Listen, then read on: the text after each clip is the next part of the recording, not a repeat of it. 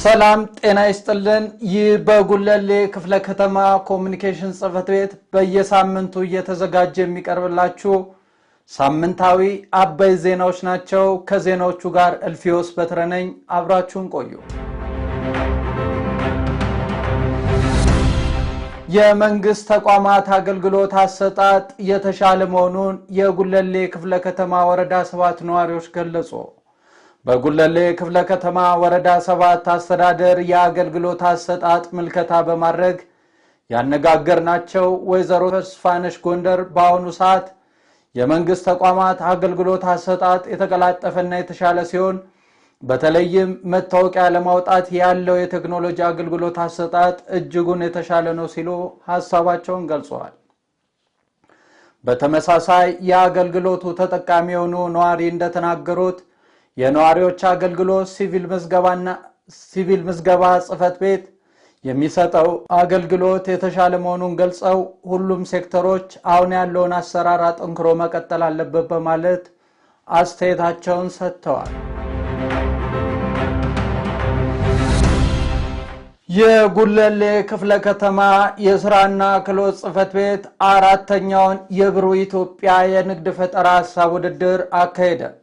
በውድድሩ ወጣቶች የፈጠራ ሐሳባቸውን በገበያው ተፈላጊ መሆንና ለሌሎች ዜጎች የሥራ ዕድል በመፍጠር የዘርፉን ተልዕኮ ማላቅ እንደሚገባ ከዚህም ባለፈ የሀገሪቱን ኢኮኖሚያዊ እድገት በማፋጠን ሂደት ጉልህ ድርሻ እንደሚኖረው ተገልጿል።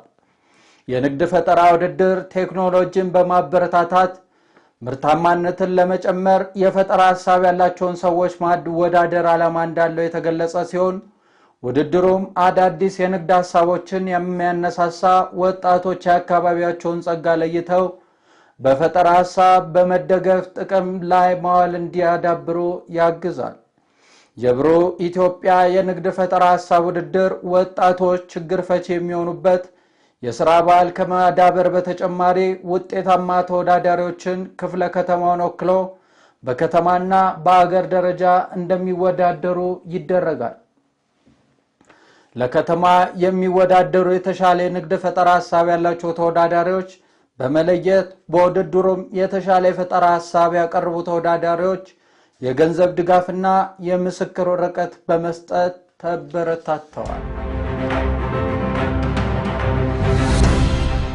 የመቀጠያ አካባቢ ወጣቶች የወንዝ ዳርቻና የኮሪደር ልማት ፕሮጀክት የሥራ ዕድል ተጠቃሚ እንዳደረጋቸው ገለጹ።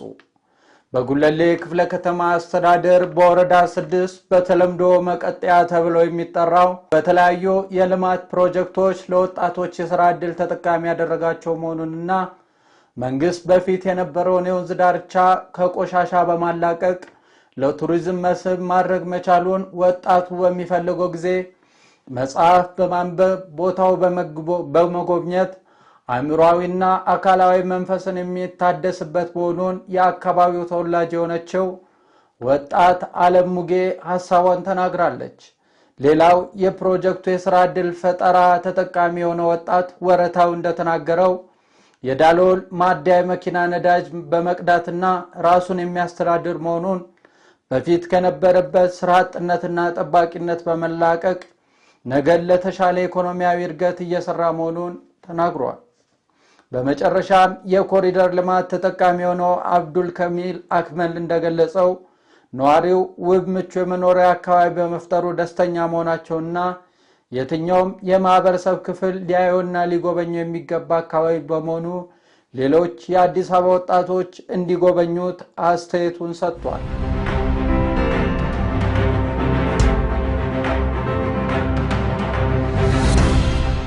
ሳምንታዊ አበይ ዜናዎቻችን ይህንን ይመስሉ ነበር።